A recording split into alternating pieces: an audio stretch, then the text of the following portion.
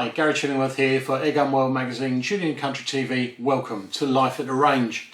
Apologies for the fact that apologies for the fact that this video is a couple of days late. I will explain. We usually try to go on the first and third Wednesday of every month. Last Wednesday's video was meant to be on 2-2 shooting. Had a brilliant day at Longwater at the 2-2 UK Championships. Really enjoyed it. Everyone treated us so well. Amazing event. The video, put a link to it up here. Really great day out. So I thought, well, do you know what? I'll do a video on how to shoot a 2-2. The reason I didn't do that before I did the competition is because, to be perfectly honest with you, I didn't know how well I'd do. So I filmed the video, got all the footage, edited it, and it was rubbish. It was boring. It just didn't flow very well. And I got to Wednesday and it was about to go out and I went, no. I just really, no, it just wasn't any good. It wasn't what I wanted it to be. The 2-2 deserves so much more. So I'm having a rethink about it. It is going to get done. I'm hopefully going to film this week or next week. So that should be a video coming out fairly soon. But it is purely down to my incompetence. I actually got some good groups. It just, I don't know, it just didn't work. So I'd rather scrap it and start again than put out something that was rubbish.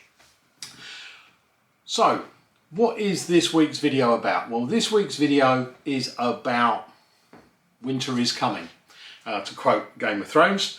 So I thought we would have a little chat about how to look after your kit, look after yourself and all of that in the wet and cold conditions that are coming up very soon. So that's what we're going to talk about this week, how to look after your kit in the cold and the wet. Welcome to Life at the Range.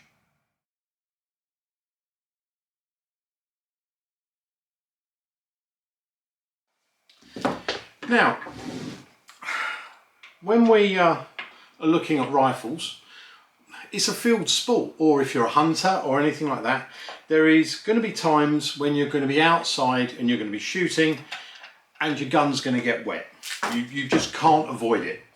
And water and metal and water and wood, not always the best of bedfellows. Now, I've got here my old TX200 and we're just going to whip the stock off. And we're going to have we're going to talk about stock and we're going to talk about action in two separate parts. But first of all, let's talk about the wood. Now this is the stock of my old TX200. And if you look on the outside, lovely and shiny. It's some kind of lacquer and it will repel the repel the rain very well. But obviously if you've got a scratch, deep gouge or something like that within the wood, water is going to get in and that's going to swell the wood and you're going to have an issue. But if you look on the inside of the stock, well, that's rough. It's not smooth like that, it's rough, and that will not repel the water as well. And if you put the action into the stock, you can see there are little bits, you know, it's not hermetically sealed.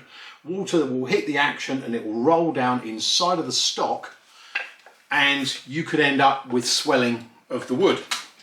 So unfortunately, if you've been out in the rain and your gun has got absolutely soaked, sometimes you will need to take the action out and dry the inside as well as drying the action.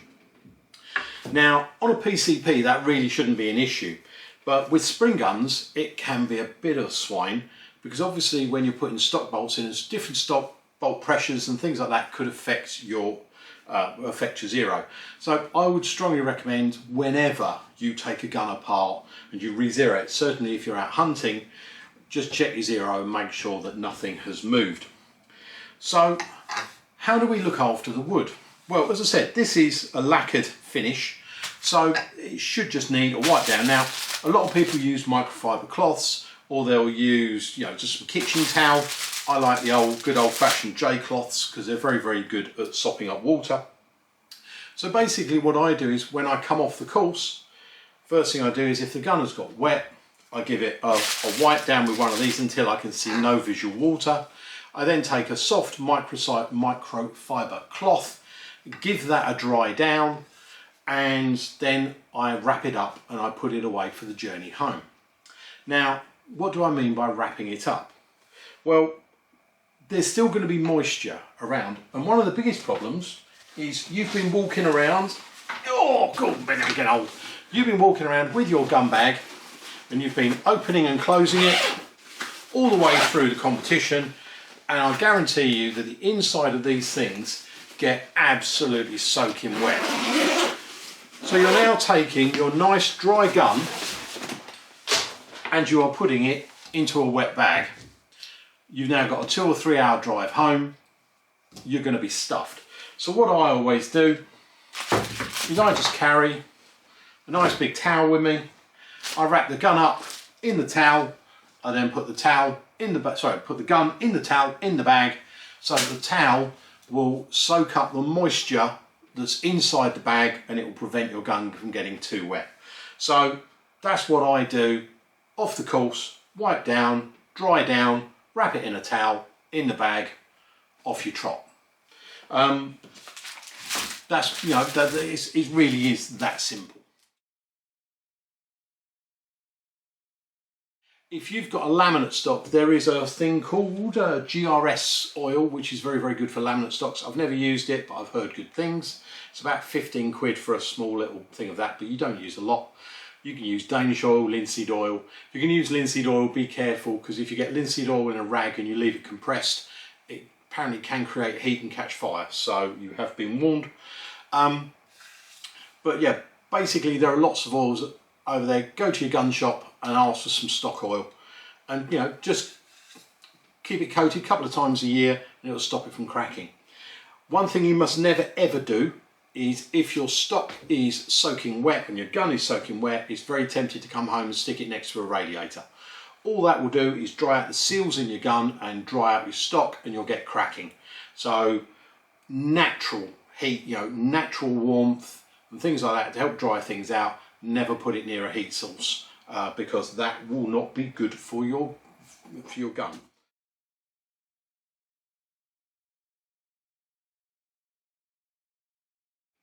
But then let's have a look at the action. Now this action is the one that I'm planning on re-bluing if I ever get round to doing it. I had a little attempt at re-bluing off camera and it just didn't work, so I'm actually trying to learn how to do it properly. But what you need to do is, I'm a great believer in just a surface coating of oil. Now there are these things, and I'll put a thing up here called VP90 field patches. Now there's two lots of VP90. One is the thing that you will store in your gun cabinet, and it releases over the course of a year this basically a compound that coats all your rifles, doesn't affect your optics, and it's a rust inhibitor. Brilliant stuff. I've always used one. Went to go and get one from my gun case and I thought I had one in there because I thought I'd replaced it, and I haven't. So I've actually just ordered one from the Surplus store, who are the sponsors of this video. And if you ever get a chance to get down to the Surplus store in Crawley, absolutely brilliant place to go. You can buy it online as well. But they also do these things called field patches, which have got 2 millilitres of VP90 compound within them, and it's good for 2 or 3 guns, to be perfectly honest with you. Keep some of those in your bag. You've come off the course, give your gun a wipe down, give them a wipe down with the VP90 field patches, and that will help finger marks on guns, and it will just protect your gun. If you haven't got any VP90, Ballisto works, a little bit of 3-in-1 oil, just keep it over the metal. You just want to keep some kind of lubricant, you know, some oil, you know, whatever, over the top. Try not to use WD-40. Although, you know, it's water displacement, it will work. But I actually like a permeable oil. Obviously, if you have got a Springer, you don't want to be getting any kind of oil inside of your loading port, because then when you close the cocking lever, that will combust and you'll get a thing called dieseling, and you will get the loudest bang of your life. So yeah, just keep it a nice even coating, not too much, and then you're good to go. Just just check my notes, make sure I haven't missed anyone, because I do have the memory of a goldfish. Oh yeah. Hot to cold, condensation, that's another thing to worry about. If you're in a nice hot house and you're going out into the garden to shoot and it's cold outside and then you're coming back into heat, you're going from hot to cold to heat, you'll get condensation. So again, there's something to watch out for on your rifles, that you're not taking them from a cold environment, chucking them in your gun bag or your gun case and then just walking away. What you can do, and what I do actually have in my hard gun cases where I store stuff, is, you know, those little silica packets you get when you buy electronics. You can buy them on eBay. You can buy like 200 of them for like I think it's 10-15 quid. So I just have a load of those, so when I store a gun into a gun case, I get a load of those little packets and leave it round, so if there's any kind of moisture it just sops that up. Well, that's pretty much it for the gun. Let's move on to scopes and we'll have a talk about how to keep them nice and safe. Okay, so gun scopes, telescopic sights, can be a bit of a pain when you're shooting. It's certainly, if you're taking out of a warm gun bag and then you're shooting, you can get them to fog up. I've known people in the past who've used anti-fog on their lenses. Now, anti-fog can be very, very good. But you need specific anti-fog that are designed for telescopic sights, because you've got multi-coated lenses. You don't want to just be using stuff that you'd use on a motorcycle visor or something like that, because they might be a lot more aggressive. There is one, never used it, but that's entirely down to you. It's called Flunatech. Flunatech apparently is fairly, very good. I've never used it. I don't know if it's, I don't know. Do your research, it's down to you, but you can use anti-fog on your lenses and that will stop them fogging up if you accidentally breathe on the ocular lens, and it will stop that issue. The other thing I'm a big fan of is a sunshade. Keep a sunshade on your scope. And let me go and grab a scope. Hopefully I've got one with a sunshade. Be back in a sec. Talk amongst yourselves. Right, so here is our Optisan EVX. Absolutely cracking scope, really like it. But you can see, if you're out there shooting and you've got the rain coming in, it's going to land straight on your lens. But if you shoot it with a sunshade, the rain is going to be having to come almost horizontal to get into there. So shoot with the sunshade and that will keep water off your lenses. Obviously you can get Butler Creeks at the back, which are just flip up covers, and they will keep your ocular lens nice and dry. Or you can do like I do with a pig's ear, that also works. But yeah, so that helps keep rain off of your scope. But there will be times that your scope will fog up and you will get rain on it and you need to clean it. Well, these are brilliant. Little plastic packets. Get yourself a microfiber cloth, cut them up into little bits, or the cloths you'll get with glasses and things like that, and keep 10 of these in your bag in little packets. Use them once because you don't want them to get them wet and then you'll put them wet back on if you use it a second time. So have a few of them in your gun bag. They don't weigh anything. One thing please don't do, you feel how rough that is.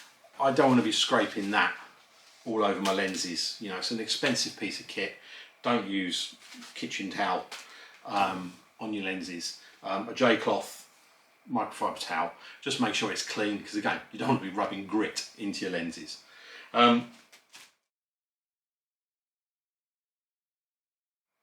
Okay, so now we're just going to talk about other kit that you're going to be wearing. Obviously, you've got your jackets, your trousers, whatever. Waterproofs are, are very, very important. And having a proper waterproof layer. I mean, I wear a red and black thing, which is fishing kit, and it is 100% waterproof.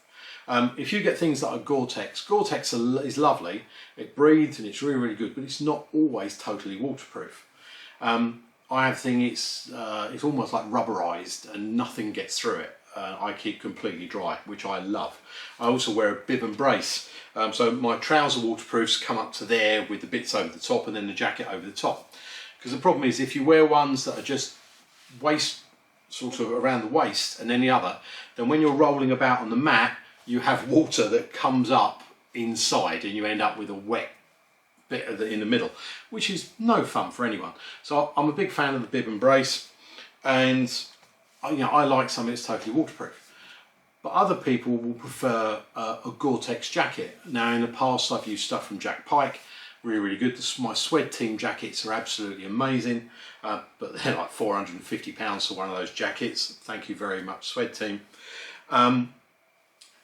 But my Swed Team jacket's like over 10 years old now and it's still going strong. But sometimes things lose their waterproofness. That's a word, I'm not sure. But there is a stuff called Nick Wax. And what you do is you get your Nick Wax, you get whatever it is. Well, it depends on the type of Nick Wax you've got. Some of it is just a spray on. But the good stuff, you chuck it into your washing machine or tumble dryer. I've never actually used it, but I know people who have.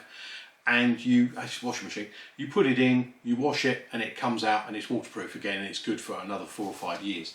So Nick Wax will help you re-waterproof all the kit you've got. Boots, again, I've always said for many years, buy good boots. I use Salomons at the moment. They're really comfortable for me. The best boots I've ever owned were the Jack Pike Countryman's. I absolutely love them. I need to get another pair. But the issue I've got with my foot at the moment, I don't know if I'll be able to get my foot into them. But again, some boots after a while can not be waterproof. So you can get these socks called sealskins, and the sock themselves is completely waterproof. You can put the sock on, put your foot into a bucket of water and your foot won't get wet. So if you've got a sock that's getting wet, a boot that's letting in water and you've got wet feet and you're going to have a miserable day, get some sealskin socks and they will cure your problem. They'll keep your feet warm and they'll keep them dry. And trust me, dry, warm feet, that's what they wanted on the Somme, and that's what we want in HFT.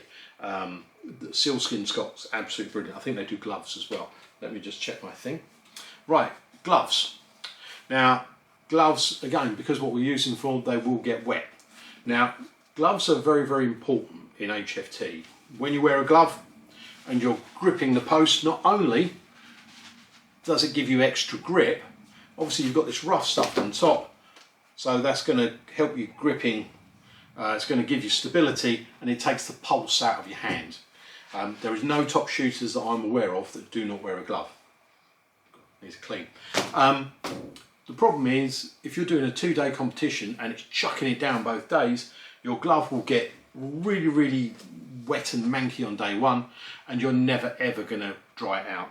I was once at a travel lodge and I left my glove on the side, put a hairdryer into it, turned the hairdryer on, walked away, set off all the fire alarms and melted the hairdryer.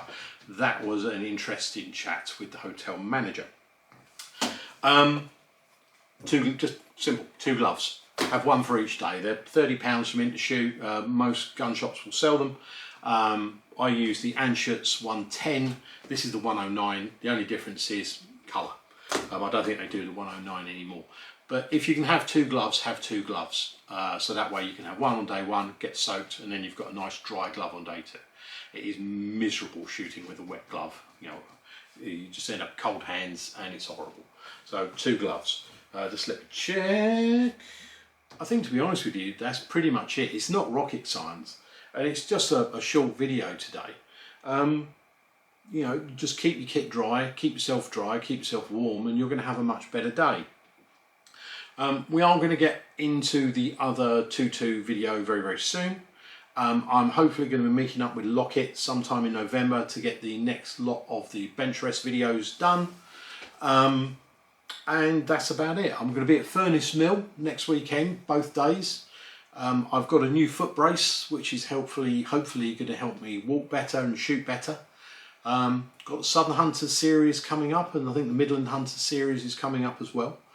So there's lots of HFT and HFT content to come.